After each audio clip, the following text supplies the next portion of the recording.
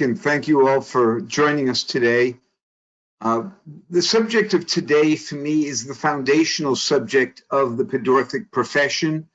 It's also a foundational subject for each of us living our lives a little healthier, a little more, with a little more endurance, a little more pain-free, and a lot more comfort. And so if we look at our shoes, we're really forensic scientists and artists, podiatric forensics. We get to learn everything about a person's life through their shoes. If you look at the two shoes on this first slide, you could see the incredible wear patterns that you might not normally notice or even look for. But if you look at the one on the right, which is actually a left shoe, you can see, and that's the medial side we're looking at, you can see the arch and the ankle completely collapsing and the shoe broadening. And of course, if we look at the other one, we see again the midsole completely collapsing. And while the heel counter is in good shape, the angles of the shoe are going to cause the foot to evert whether it wants it to or not. So the worn shoe tells the story of life on our concrete planet. And why it really matters is because as professionals, first of all, we want to show that we really are involved, we're concerned, and we want a habit, a pattern, a discipline that is repeatable with each and every person we deal with, as well as in our own personal lives with our family and friends. And when people come about their foot problems, you can say, hey, let's take a look at your shoes. So let's look at that. And of course, as I said earlier, it's the mirror of the problems and solutions that we see ahead. And very importantly, when we take the time to check shoes when the shoes are on our feet, that shows another level of involvement that very few people do in the foot health care field. And so if you would say to the patient or the client or the customer, before you take your shoes off, would you mind just standing up for me and get a sense of how their shoes fit before you have them take them off? So how do we go about doing that? Well, it's really not that difficult. It's really basic common sense that you need enough room for the end of the big toe, or really the longest toe, because the big toe isn't always the longest toe. Sometimes it's the second toe or the third toe. That there's enough room for that toe without banging against the front or the top of the toe box of the shoe. And so therefore, a simple check with your hand, just simply palpating the foot inside the shoe, finding these key landmarks, first, second, third toes. And then let's check across the forefoot for the width of the shoe and the relationship of the shoe design to the foot shape. So just these two simple pictures that we look at them right now will give us incredible information that we can use in our conversation and in our subsequent assessment and follow-up protocols in terms of how we want to help people with their footwear and related devices. So let's just look at a few of those component parts, right?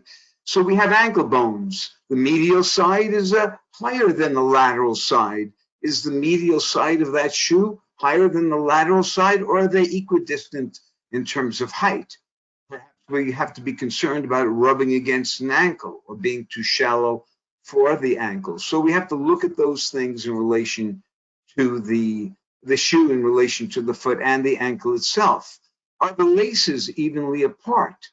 You know, is the shoe designed to fit that foot the way that foot is designed? It certainly would look so in this picture, but that's what we're looking for.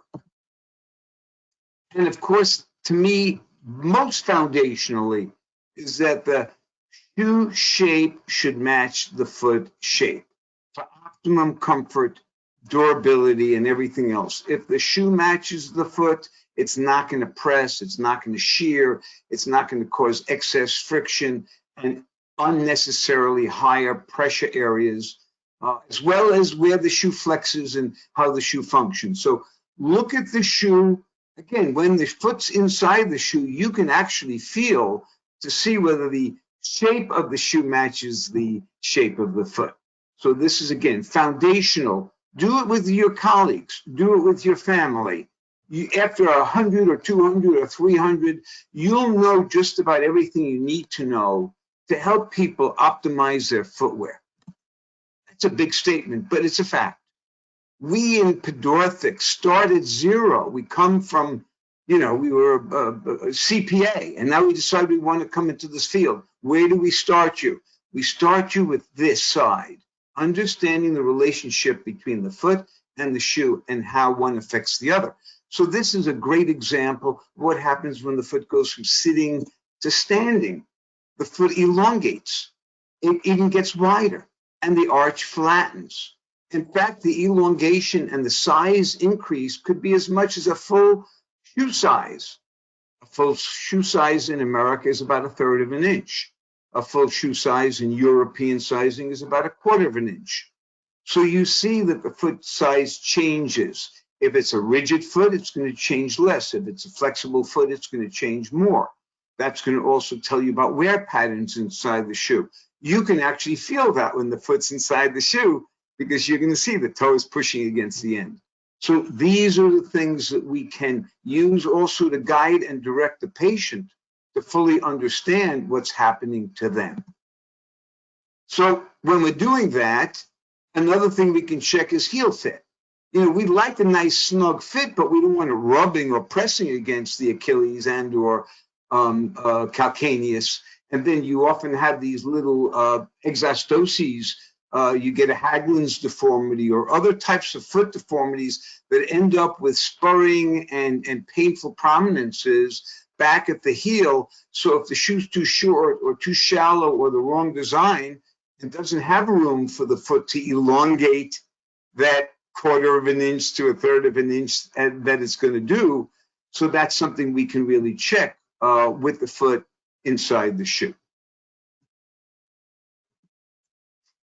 And of course, our toes. We've got all of these little bones in the forefoot. 19 of the 26 bones in the foot are all in the metatarsals and toes. So these little guys can be squished together and squeezed together. And that's why we end up with all the pathology we end up with between neuromas and corns and calluses and hammer toes and mallet toes. And it goes on and on. Hallux limitus, hallux rigidus, metatarsalgia, soft corns, hard corns, all related to how the forefoot matches to the shoe or the shoe matches to the forefoot. So do check to make sure the toe box has enough length and height to accommodate the foot shape and size.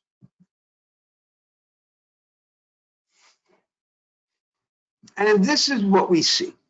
This is pretty typical of people who wear shoes that fit them 10 or 20 years ago when their feet were smaller. Our feet get bigger as we get older, gravity. And so look at where that metatarsal head is. That big red dot is meant to be that location where the foot is supposed to flex, where the forefoot is supposed to dorsiflex, at least the metatarsal joints are supposed to dorsiflex. And look, the foot is not cradled in the point of the shoe where the shoe is designed to flex. So the foot is too far forward, so you get it jamming. Look at the toe. It's also being jammed. You're going to get a dorsal when you need a plantar. You're going to get a plantar when you need a dorsal. And you've exposed the metatarsals because the shoe's too short. So these are the clues when you feel the shoe, the foot inside the shoe. You can tell this immediately. And of course, when we take the shoes off, we're going to see a lot of the same things. Heel height is very important because we're walking on a hard, flat surface. So therefore, we're dealing with a 90-degree leg to foot dynamic with every single step, every single day, because we made the world hard and flat. Now we want to put ourselves into shoes. We want to get some elevation. Look at how the relationship between the forefoot and the rear foot changes. Think about its effect on the Achilles tendon and all of the other joints and soft tissue all around it. Now, we're going to wear those if that's what we want to wear, so we have to understand the effect of it and make sure that we recognize that if we can at least cradle the metatarsals at the point where the shoe flexes rather than it being too short, as we just showed you here, then we've got a better chance of allowing the foot to function somewhat normally. But we're going to have a foot that's going to maintain itself in a plantar flex position. The arch is going to stay at its maximum height. The Achilles tendon and calves will be tightening up, and the obviously the metatarsals and toes are going to be asked to do a little bit more work than they would do if the foot was flat on the ground. While we're checking heel height, let's check heel angle. You want the heel of the shoe to sit under the calcaneus. If you centered it directly under the calcaneus, then you've got the perfect impact location with the soft tissue under the calcaneus and the broad base of it. If the heel lands right under that, you've got comfort. But sometimes the heel's pitched too far forward, or much worse and much more frequent, the heel is pitched too far back. And so now you get an early heel contact. Then you get an early foot flat, which creates a slap type of environment. So now you've got more pressure on the toes and metatarsals. And your heel contact moment is not in relation to the way the hips and knees and ankles and feet normally want to flex in their proper time frame. So going up too high has all of its risks, but making sure that the heel at least sits under the calcaneus at the moment of heel contact is the way to kind of overcome it as much as you can. And remember that in all of the footwear conversations, you absorb more shock, you reduce impact forces when you delay heel contact until the heel is ready to hit the ground. And if you do it earlier, it's going to create abnormal forces. If you do it later, then it's going to change the forces as well, in which you're not going to land under the heel itself, but you're going to land distal to the heel. And that has its place. There are times in which that's exactly what needs to happen. This, of course, is what we see on the planet. You know, in the open sandal, it's what it is. But that's the same what's happening or will be happening when they put the foot inside that shoe or a shoe like it. So when you think about the fact that you've got those 19 bones that can be squinched together and you can get into a shoe that looks like the one on the right, even if your foot is much wider than that. And there are enough studies to show that you can get your foot into a shoe that's 1 inch narrower than your feet, that you can get your feet in there. Now, of course, what happens once you're in there is a whole new conversation. That's why they're coming to you or to me to get their problem solved, because there's got to be a relationship back to the beginning where shoe shape and foot shape are connected, at least enough width and length to accommodate that foot size and shape. So when we start looking at why the shoes wear the way they do, it's really great that the shoe tells the story. Again, this tells you the story about this entire person's life in motion, and what kind of a body structure they have and what forces are impacting their ability to ambulate and function. And there's your feet, and there are your shoes. So as the shoe starts to wear down, it actually exacerbates the problem. So this is why these clues are so critical, because the shoe itself is making a condition that's already bad worse. And of course, the bad condition is going to keep making the shoe worse. So this is what we have to remember. And there are solutions for every single case that we've looked at. And they're normal solutions in the realm of podiatrics, and in the realm of biomechanics, and in the realm of increasing endurance and comfort and relieving pain. There are solutions for all of the mechanical manifestations of the disorders that lead to these problems can be mitigated with footwear, orthotics, modifications, and of course, sometimes custom made in order for it to happen. So, just to go over what we see with various deformities, we saw with with this one that in the varus deformities, we're going to see the lateral heel wear pattern.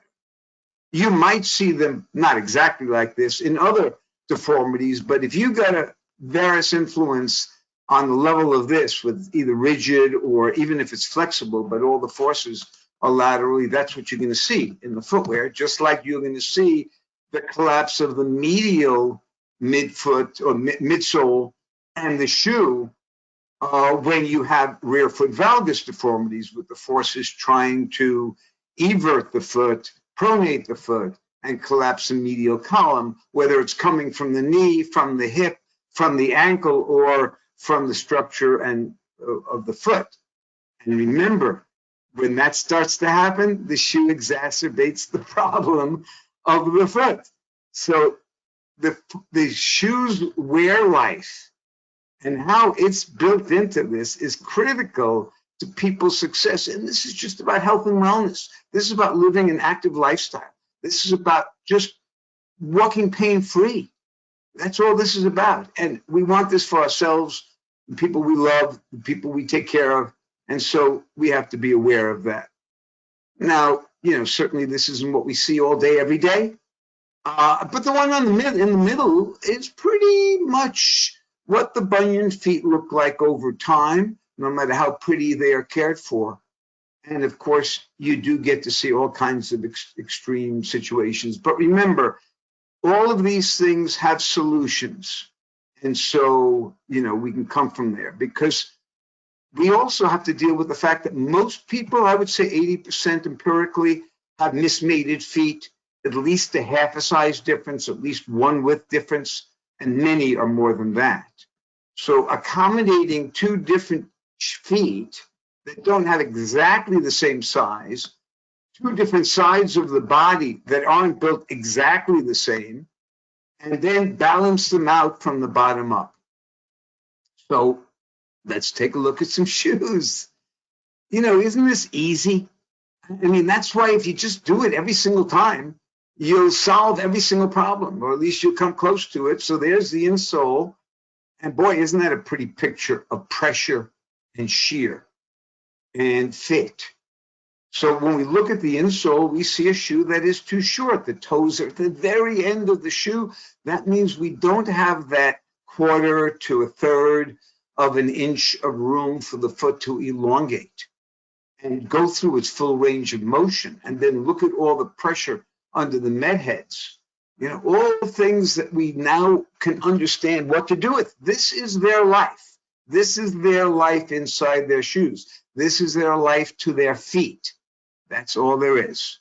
And of course, when you look at the outsole wear pattern and the linings and the uppers, you can see the tears in the upper, literally made a hole along the lateral fifth toe and the linings, etc. And this just is the foot and the shoe trying to marry to each other and do their dance, create a symphony in their lives that allow them to walk every day in their shoes. And their shoes are saying, okay, I'll keep adjusting and accommodating to you, but eventually I'm wearing out. That's what we see each and every day from the people who walk in and need our help and those who don't. Here's just another one. You can see the lining, the medial lining on the quarter pattern in the back is completely worn away. On the medial side, that's something unusual. So what are we looking for to determine exactly what's wrong? But they are clues that will lead us to our destiny. Here's a heel and sole wear pattern, just a basic Vibram outsole, EVA outsole that's worn over time. You can see normal, lateral of center, heel wear pattern.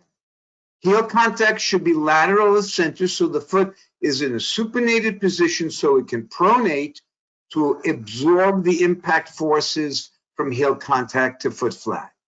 So we want there to be lateral heel wear pattern. But if we let it go too long, then the lateral becomes excessive and then it exacerbates the balance and alignment. We want to make sure that the ball of the shoe, the widest part of the shoe, where the widest part of the foot is, has a relationship in terms of balancing what they need to have in terms of propelling us forward, absorbing and cushioning the blow as we land, and then propelling us forward. And it'll also tell us about how the shoe is balanced, how it aligns with the foot, what about the support. All those things are what we're going to be looking for through this entire process. These are just the different pieces that we have to think about each and every step along the way. And if you do it a few times, you realize this is just basic common sense. There's a logic to why this counter on this shoe on the bottom right-hand side, which is a left shoe, is tilted laterally. It's inverted. And you can see that the counter is no longer, the vertical line of the seam is no longer vertical, but angled maybe 3 degrees into inversion. So the shoe itself is inverting the foot. And clearly you've got inversion forces that are dominating in this particular case, so that you're wearing the shoe out on the lateral side and the bottom slide. So again, all of these things, if we look at the shoes, we will learn all we need to learn, how to rebalance the foot to the ground through the shoe and the orthotic device. And for me, the shoe is the ultimate orthotic device. It is foundational. It's a frame. It surrounds the foot. It helps the foot function, controls the foot, and accommodates all of the needs of the foot. So when that's not enough, then what do we want to do to the shoe? Maybe add more support inside or modifications inside. Or maybe do some things to the outside of the shoe, something that in shoes like we're looking at now become important. The soles and heels have to be repaired, because you can see the abnormal heel wear pattern when there's excessive supination, and you can see when there's excessive pronation. What we see a lot, we showed earlier, but to get just a little bit further into it, is that when the foot is too wide for the shoe, even though it'll fit in the shoe, this is what it does to the shoe. And it's fascinating that it's literally trying to take the sole of the shoe and bring it around the foot. That's why the sole isn't worn on the medial and lateral sole sides, only in the middle. So that the shoe is literally trying to be wider, but of course the sole is very stiff and thicker, so it won't give away, but it will curve a little bit. You know, you can end up with this nice convexity, but then only the middle of the sole is touching the ground, causing all of the related problems. Short and narrow, usually the primary cause. Here's the wrong last.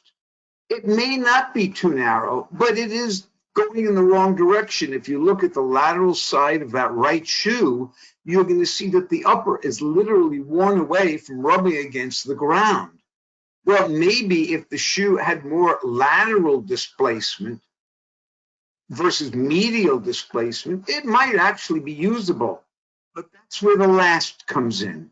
This person's needs not only a wider shoe and probably even a longer shoe, but needs a last with more lateral accommodation, more of a straight last than an in last.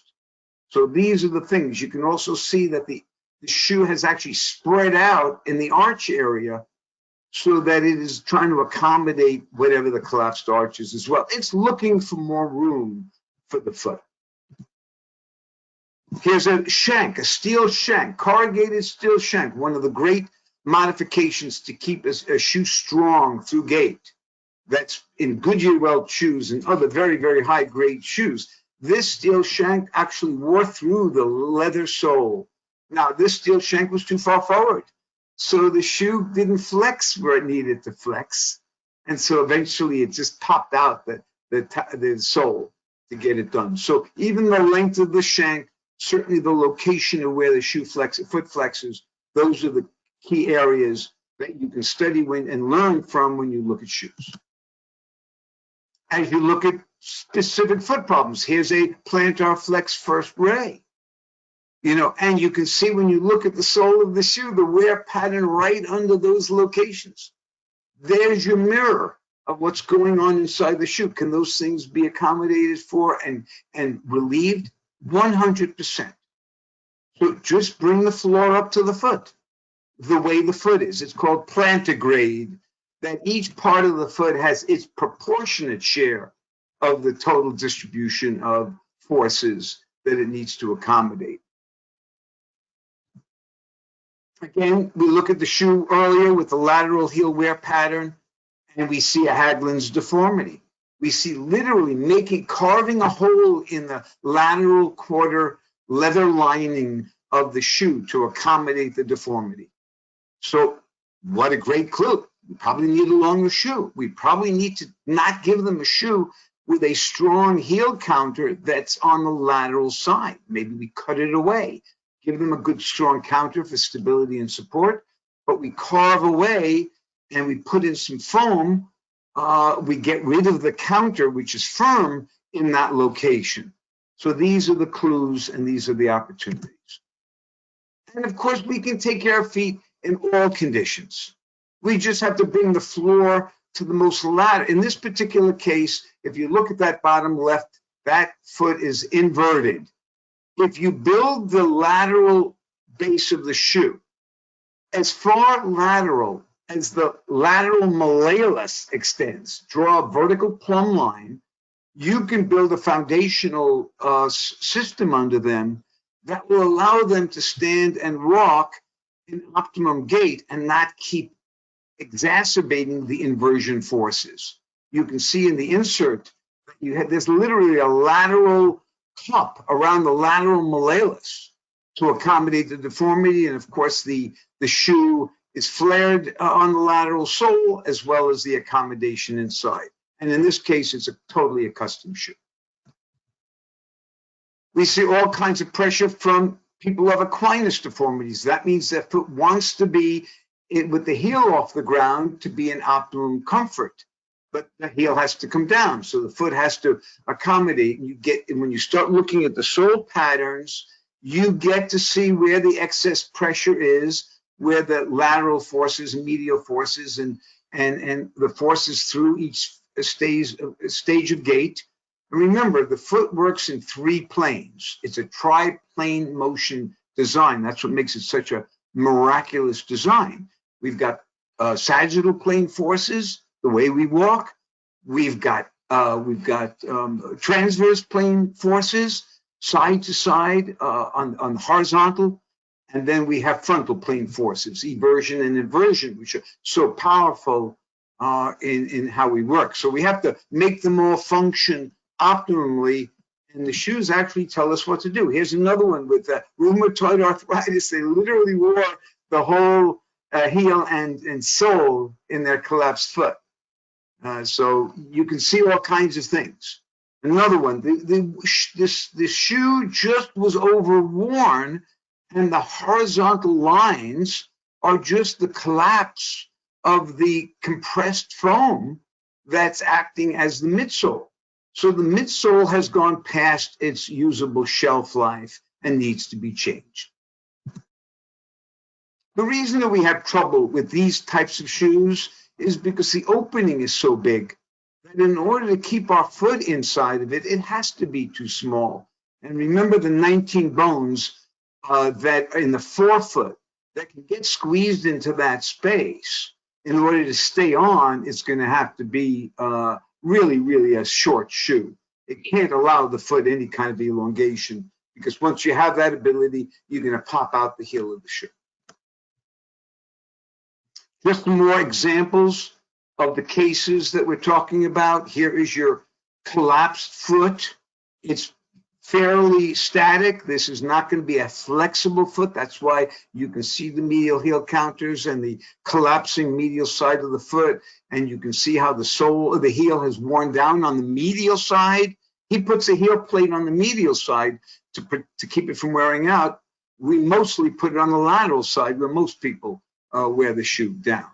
So these are more clues about what we need to do to help and make it better.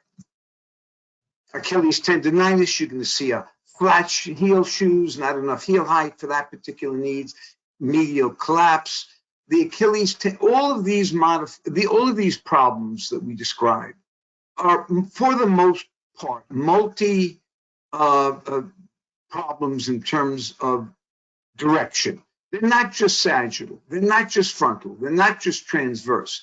They're going to have a combination of them. We always think of the Achilles tendon first in the sagittal plane, but if you're pronating too much, you're putting a greater demand on the Achilles tendon. If you're supinating too much, you're putting a greater demand. So you have to look at the biomechanics to determine what's best. Weak shoes, shoes that don't have enough support, flat shoes, and short shoes. I would say that 95% of the people who come to me with a plantarfasciitis are wearing shoes that are shorter than their feet. Their feet have flattened out over time. They're still wearing the same size shoe they used to wear. That's my theory. It's a hypothesis. There are many, but we see short shoes. And that's, 47 years of taking care of people with plantar fasciitis. So weak shoes, inadequate support shoes, short shoes, a lack of support shoes, I would say, are the primary causes from the footwear standpoint.